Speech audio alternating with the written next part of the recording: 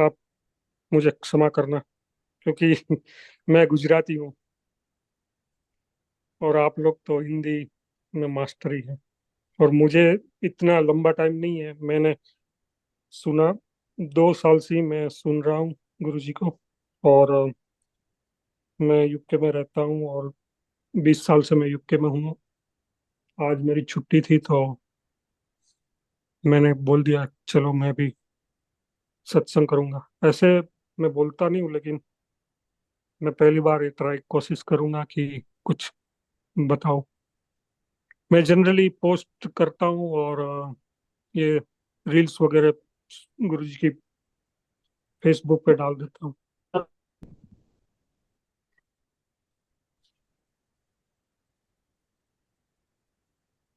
ठीक है।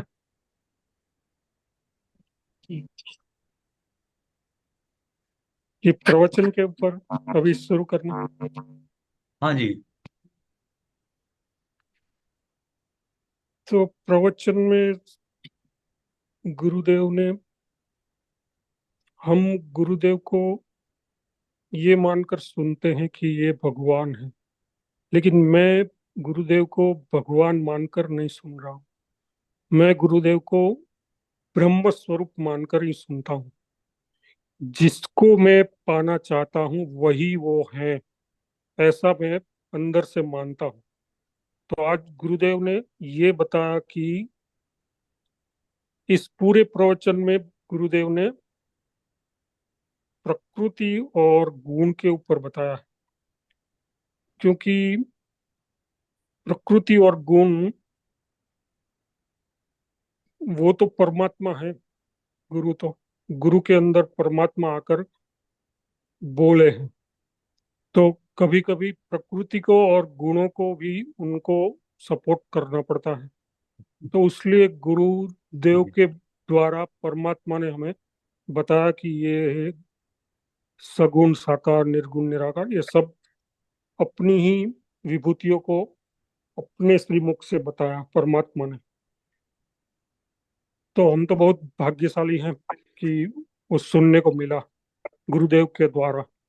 और हम भी तो सब भाग्यशाली हैं कि हमें ऐसे गुरु मिले कि डायरेक्ट सीधा परमात्मा से हमें बातचीत करने का मौका मिल रहा है। सीधा उस ज्ञान को बात कर रहे हैं कि ये परमात्मा ऐसा है और ऐसा ऐसा है। और जो जो लिखा है पुस्तकों में, उसके बेसिस पे परमात्मा ही गुरु के द्वारा हमें बता रहे हैं। तो पहला तो बताया कि ब्रह्म और परब्रह्म, अव्यक्त और परम अव्यक्त। इसके क्वेश्चंस ये फॉरेनर्स हम जो होते हैं ना यहाँ पे, वो गूगल पे बहुत कोशिश करते हैं कि गूगल में सर्च लगाए और सर्च करके ढूंढे कि क्या है परब्रह्म, क्या है परमात्मा, क्या है सगुण साकार निर्गुण निराकार। ये सारा का सारा गूगल में सर्च करके फिर गुरुदेव के पास जाते हैं और पूछते हैं कि ये सब क्या है। तो फिर इतने ज्यादा क्वेश्चंस का सब लोगों को देना मुश्किल पड़ जाता है। इसलिए वो प्रवचन के द्वारा हमें बताया कि सगुण साकार निर्गुण निराकार और सगुण निराकार ये भगवान के भगवान ही है। सगुण साकार इज नॉट, इट्स वन, एक ही है।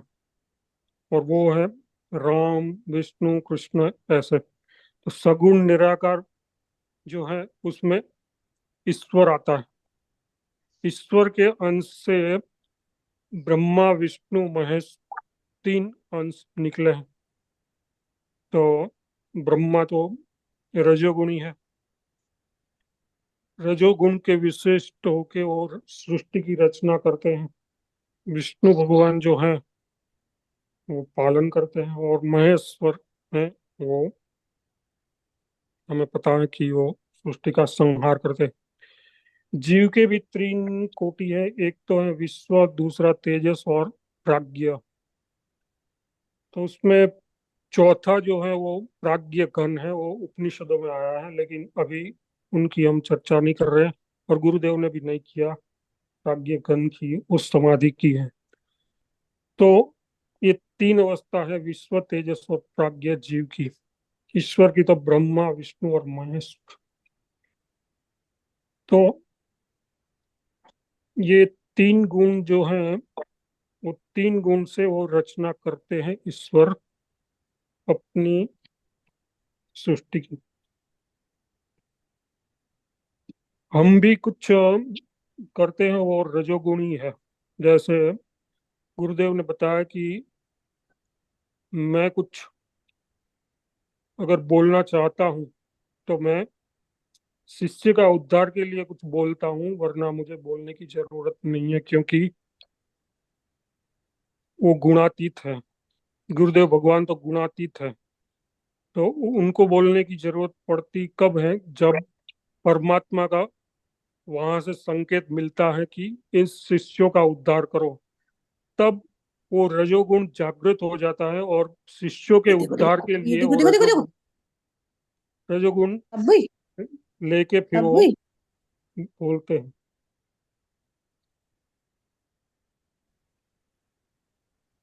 गुरु तो गुणातीत होते ही हैं, और परमात्मा के ऑर्डर से ही वो चलते हैं। सत्व गुण है, रजोगुण भी है, तमोगुण भी है, लेकिन वो पकड़ते नहीं, गुणों को पकड़ते नहीं है, इसलिए वो गुणातीत है। उनको गुण पकड़ के रखने का कोई आग्रह भी नहीं रहता। गुरु के अंदर रजोगुण उत्पन्न हो जाता है, क्योंकि उनको शिष्यों का और जो जिज्ञासु है उनका उद्धार करना होता है, इसलिए वो गुण ग्रहण करके फिर वो काम करते हैं। जैसे उदाहरण दिया कि काम पीड़ित महिला जो इंद्र के पास आई, तो इंद्र ने उर्मिला को भी मना कर दिया कि मैं ये काम नहीं कर सकता, तो वो नपुंसक हो गया।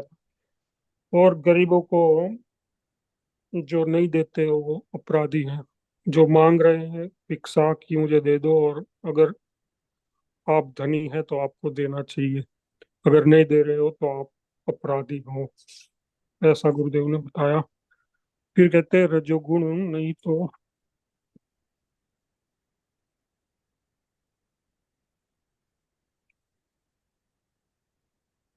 रजोगुण अगर नहीं है तो फिर सृष्टि के लिए आपको शादी करनी पड़ती है। रजोगुण व्यक्ति रजोगुणी व्यक्ति अगर बहुत बोलता है, ज्ञान नहीं है फिर भी बोल रहा है, तो फिर उसको हम अज्ञानी कह सकते हैं। जो रजोगुणी नहीं है और जो गुणवान है, जिसके पास नॉलेज है, जिसके पास ज्ञान है, उसको मौका देना चाहिए, और उसकी बात हमें सुननी भी चाहिए। उससे हमारा उद्धार होता है। सत्वगुणी विष्णु है और गुणातीत भी है, क्योंकि वो ब्रह्म को ब्रह्म ही है। ईश्वर तो ब्रह्म ही है, क्योंकि सामान्य व्यक्ति भी अगर ब्रह्म को जान के ब्रह्मविद ब्रह्मभूति हो सकता है, तो ब्रह्मा, विष्णु और महेश तो ब्रह्म ही है। तो शिव भी तो तमोगुण वाले हैं, और वो गुणातीत भी है। हम भी सत्वगुण, रजोगुण और तमोगुण के प्रधान से होते हैं, तमोगुण प्रधान होंगे, लेकिन गुण होता है ब्रह्म ज्ञान के बाद। गुण रहते हैं, लेकिन रजोगुणी नहीं रहता वो व्यक्ति। गुण तो रहता है, लेकिन जो गुणी है वो चला जाता है। जैसे अभी धन रहता है कि धनी है, मैं धनी हूं, ऐसा अभिमान जो होता है वो चला जाता है। वो ज्ञान आने के बाद, ब्रह्म ज्ञान के बाद, उनको जो ज्ञान का जो अहंकार होता है वो भी चला जाता है। जब वो चला जाता है तब वो ज्ञानी कहलाता है। तब वो गुणातीत कहलाता है। अहंकार का नाश ही गुणातीत बनाता है, ऐसा बोला गुरुदेव ने। फिर शंकराचार्य का कोट किया कि ना हम मनुष्य, हम मनुष्य भी नहीं है, और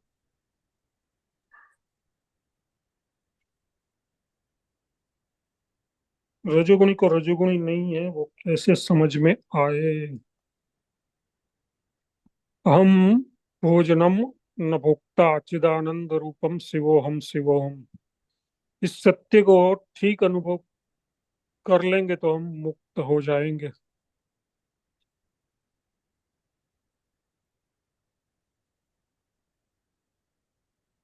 संतान प्राप्ति करके भी ज्ञानी हो सकते हो रजोगुणी।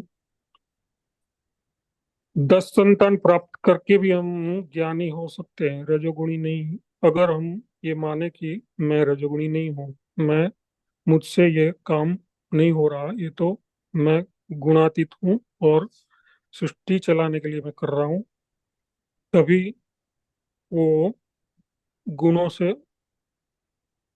पार होके जो काम करेगा, अहंकार लेस, तब वो फंसेगा नहीं, वरना वो फंस जाता। मनुष्य देव बने तो देव सत्व गुण है आस्थाने जो, मैं देवता भी नहीं हूँ, मैं सत्व गुणी भी नहीं हूँ, दानी को ऐसा समझना चाहिए। फिर गुरुदेव ने गीता का श्लोक कहा कि नान्यम गुणा करता ब्रह्मा विष्णु भी मुक्त हैं, क्योंकि वो गुणातीत हैं। एक सागर है और हम बूंद हैं। जैसे सोने का टुकड़ा भी सोना ही होता है, सोना का टुकड़ा सोना ही होता है, तो वो जो ब्रह्मा विष्णु महेश है, वो गुणातीत क्यों है? क्योंकि वो ब्रह्म को प्राप्त है। हम भी अगर ब्रह्म ज्ञान से ब्रह्म को प्राप्त कर लेंगे तो हम भी गुणातीत हो सकते हैं। हमारा बंधन क्या है, उसके ऊपर भगवान ने बताया कि अज्ञानता, कर्तापन का अहंकार, अविद्या के कारण हमने समझ लिया है कि कर्ता हम है। और वो लोग जो है ब्रह्मा विष्णु महेश, वो भगवान है, और उनको अकर्तापन का पूरा का पूरा सभानता है, उनको पूरा का पूरा अवेयरनेस है। तो ये जो अवेयरनेस हम में आनी चाहिए, वही गुरुदेव हमें अवेयर कराते हैं कि ये अवेयरनेस आना चाहिए कि कर्ता रहने के बावजूद बावजूद भी हम अकर्ता बने रहें।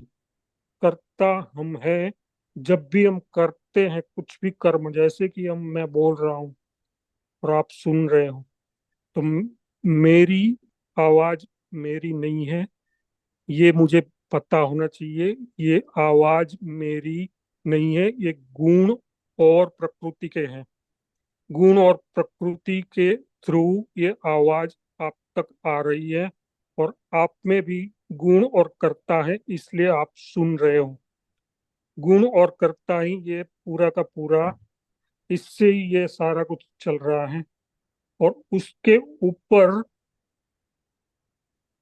जो इसका दृष्टा है, साक्षी, वो मैं हूँ, ऐसा हमें सोचना, ऐसा हमें अनुभव करना है कि गुण और कर्ता कर रहे हैं, ये शब्द और आवाज निकल रही है। उस जगह पे हमें फोकस करना है कि कहाँ से ये आवाज आ रही है और कहाँ कहाँ पे ये आवाज फिनिश हो रही है। जहां से निकल रही है और जहां पे जा रही है, वो एक ही जगह है, एक ही जगह से आ रही है और एक ही जगह पे जा रही है। हमें इस पॉइंट पे फोकस करना पड़ेगा। इस पॉइंट पे हम जब फोकस करेंगे तो हम अपने स्वरूप पर पहुंच जाएंगे, और अपने स्वरूप पर पहुंचने से हमें पता लगेगा कि प्रकृति और गुण करता है। ये जो जीव मान के बैठे हैं हम, अहंकारी, कि मैं करता हूँ, मुझसे हो रहा है, वो कर्तापन खत्म हो जाता है। जैसे जैसे हम अपने अंदर की ओर चले जाएंगे, वैसे वैसे हम धीरे धीरे हम अपनी ओर जाने से जो ये स्वप्नवत संसार है, उससे हमारा नाता टूटने लगेगा। कभी कभी हम स्वप्न में, ये संसार रूप स्वप्न में हम भूल जाते हैं हमारा स्वरूप। लेकिन जैसे जैसे हम जो कर्ता और भोक्ता मानेंगे गुण और प्रकृति को, उसके ऊपर हम फोकस करना शुरू कर देंगे, तो हम वहां पहुंच जाएंगे जो प्रकृति और गुण का करता है। प्रकृति और गुणों को जो करता है, गुण के अंदर जो गुणत्व है वो मेरा है। वो मैं, गुण और प्रकृति का चलाने वाला मैं हूँ। अपना मैं वही है सच्चा मैं, सच्चा ब्रह्म, जो प्रकृति को और गुणों को संचालित करता है। वहां तक हमारी नजर चली जानी चाहिए।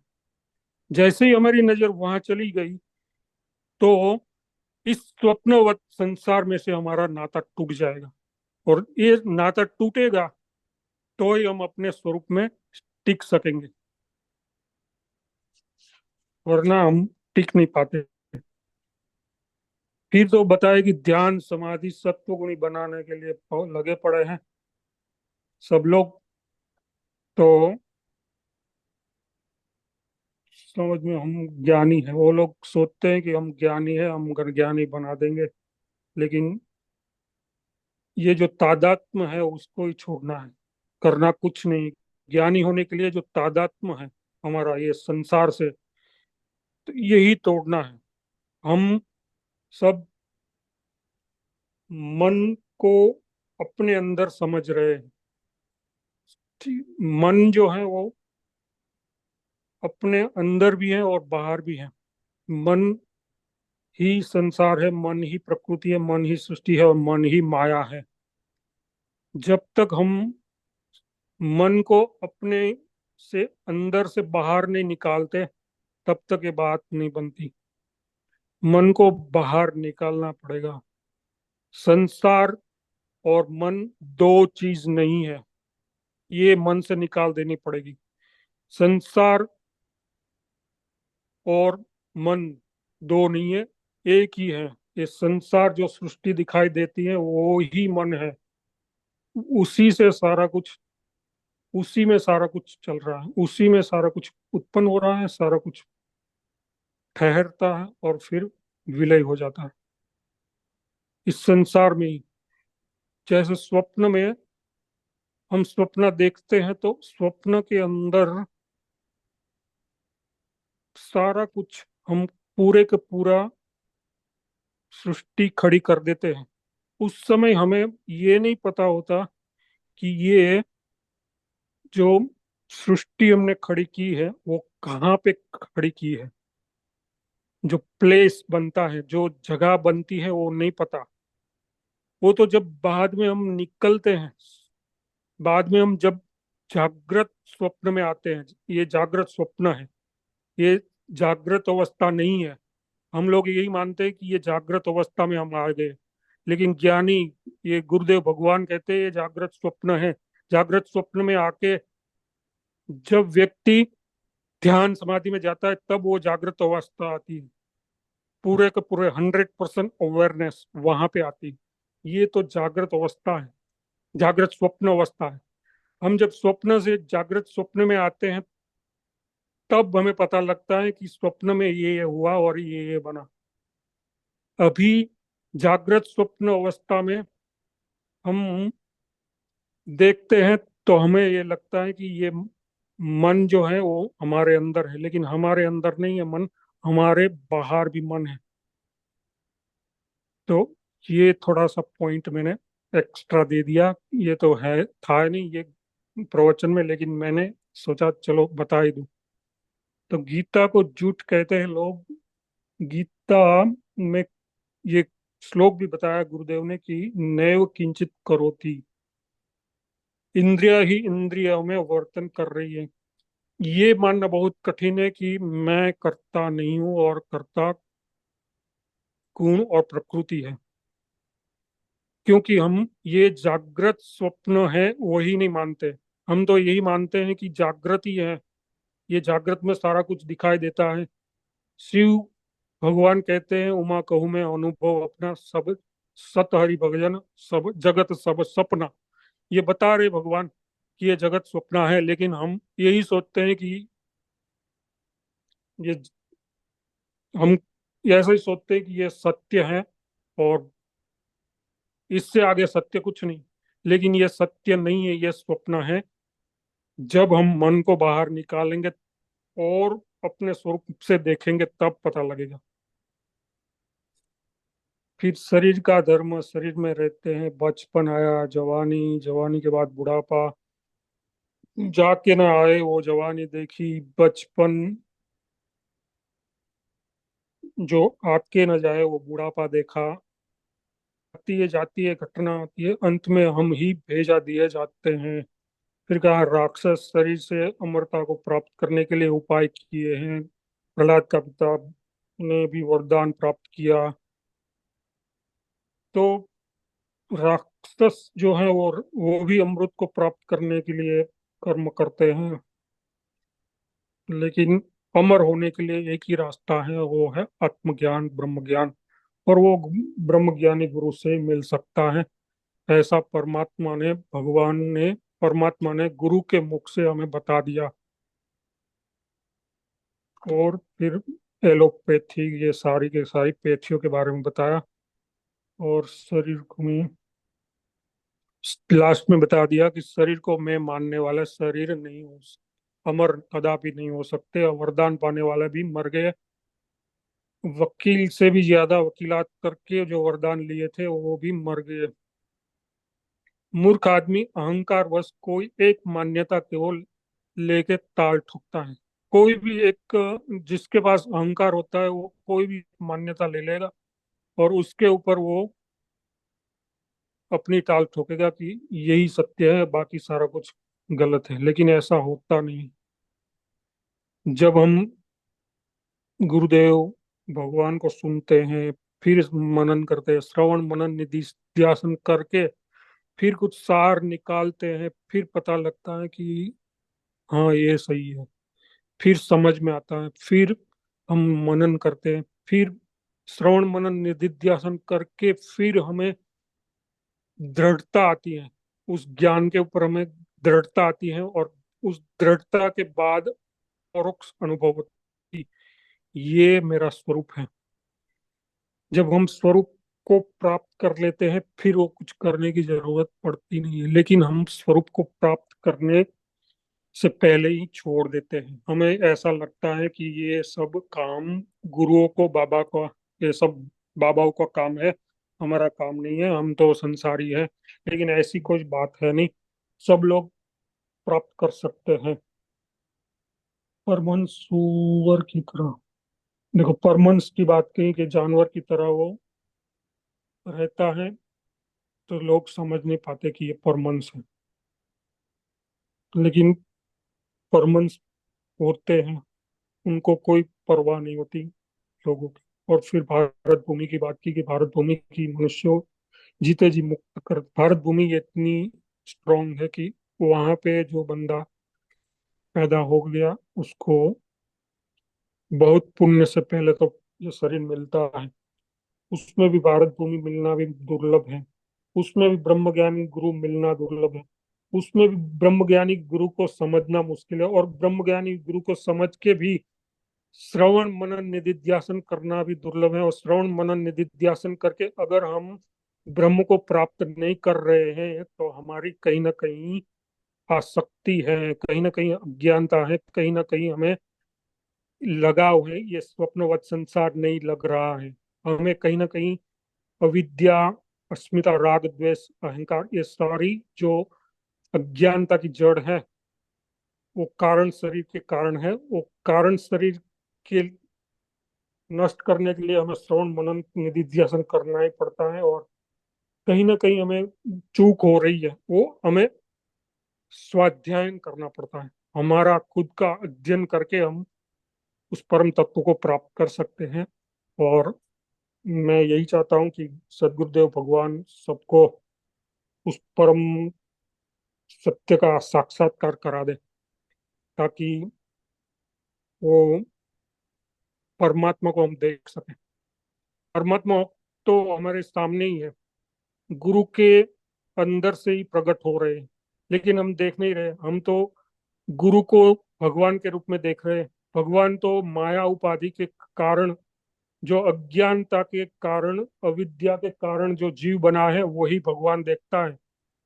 अगर हम में से कोई भी भगवान बन के गुरु को देखेंगे तो गुरु नहीं दिखाई देगा, वो परमात्मा ही दिखाई देगा।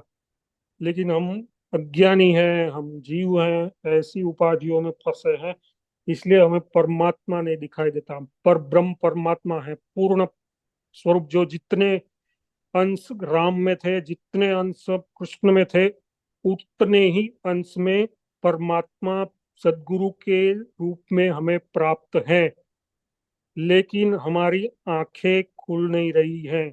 हम ये सोचते हैं कि राम थे, कृष्ण थे, उसके बाद कोई नहीं, उसके बाद सदगुरु देव भगवान हैं, और उन्हीं में से ब्रह्म प्रकट हैं अभी। और अभी हमें उस जो वाणी के द्वारा प्रकट हो रहा है, उसका हमें साक्षात्कार करना पड़ेगा। साक्षात्कार हम करेंगे तो हमें सुनते ही उसका अनुभव होने लगेगा। सुनते ही हमें वो फीलिंग आने लगेगी कि जो मैं ढूंढ रहा था बाहर, वो इसी वाणी में अमृत छिपा है। इसी वाणी से हमें अमृत मिलता है। इसीलिए तो मैं ये सब सुन रहा हूँ और ये सब उसका प्रचार कर रहा हूँ। मुझे कुछ नहीं मिलने वाला, इनमें से मुझे कुछ भी नहीं चाहिए। मुझे क्या व्यूअर्स मिल जाएंगे, यही सोचते होंगे लोग कि इसको व्यूअर्स चाहिए और ये रील बना के भेज रहा है, ये सब कर रहा है, पोस्टर बना के पागल हो गया। मुझे कोई फर्क नहीं पड़ता लोग क्या कह रहे हैं, वो क्या बोल रहे हैं, कोई फर्क नहीं पड़ता। मैं अपनी मस्ती में हूँ और मैं रील बना के लोगों को समझाना चाहता हूँ कि यही परमात्मा है, यही जो जिसे आप ढूंढ रहे हो, ये वही है। जिस सच्चिदानंद की जो पुस्तकों में लिखा है, वही इस वाणी के द्वारा इस धरती पर अभी अवेलेबल है। और इसको सुन सुन के इसका अमृत का पान करो, ये मैं बताना चाहता हूँ सबको। तो मुझसे अगर गलती हो गई हो तो मैं माफी चाहता हूँ। लेकिन मैंने जो बताया, मेरा जो अनुभव है वही मैंने शेयर किया है। मैं कोई ज्ञानी नहीं हूँ, और मैंने बस जो मेरे मन में था वो मैं बता दिया। जय गुरुदेव, जय गुरु। जय गुरुदेव। अशोक जी, बहुत जय बहुत गुरुदेव। धन्यवाद। बहुत बहुत धन्यवाद, आपने इतने कम समय में जो अर्जन किया है, गुरुदेव की वाणी से जो आपने अंदर कलेक्ट किया है, तो वाकई अप्रिशिएबल है। और आपने जो अभी प्रस्तुति की है, सचमुच आप आशीर्वाद के पात्र हैं, और ईश्वर गुरु कृपा आप पर बरस रही है, ये निश्चित है। क्योंकि बिना गुरु कृपा के इस तरह का कोई अनुसंधान कर ही नहीं सकता, इधर मुड़ भी नहीं सकता, सोच भी नहीं सकता। पर आप सोच रहे हैं, सोचा है, और जो आपकी अभिव्यक्ति में जो जो जो बातें आपने कही हैं, वो ऐसे ही नहीं है कि कोई बनाकर कही है, वो निश्चित रूप से आपके हृदय में तरंगित पहले से ही है, जो आपने प्रस्तुति दी है। तो आप वो सचमुच जो है अप्रिशिएबल है। और आप जो काम कर रहे हो, तो निश्चित है कि लोगों का काम तो है कहना, और जो आप कर रहे हो वो एक परोपकार है। निश्चित रूप से इससे सब लोगों को बहुत अच्छा लग रहा है। और छोटी छोटी रीलें जो है, उससे जो है सत्य को बहुत कम समय में समझने की जो एक प्रक्रिया है, आपके माध्यम से आप पहले स्टडी करते हैं, फिर उसका जो इमेजिनेशन करते हैं, तो ये कोई साधारण काम नहीं है, बहुत अच्छा काम और बहुत उत्तम काम है। ईश्वर और गुरुदेव आपकी कृपा, आप पर कृपा बरसाए रहें और आप इस काम को करते रहें, ऐसी हम आशा करते हैं। इसी के साथ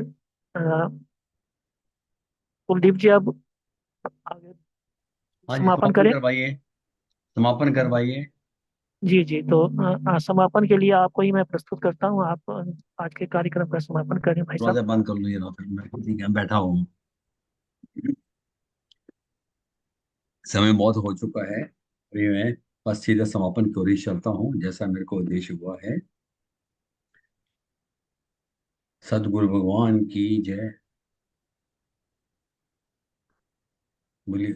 गुरुर्ब्रह्मा गुरुर्विष्णु गुरुर्देवो महेश्वरा, गुरु साक्षात् परब्रह्म तस्मै श्री गुरुवे नमः। ध्यान मूलम गुरु मूर्ति पूजा मूलम गुरुपदम, मंत्र मूलम गुरु वाक्य मोक्ष मूलम गुरु कृपा। सर्वे भवन्तु सुखिनः सर्वे सन्तु निरामया, सर्वे भद्राणि पश्यन्तु मा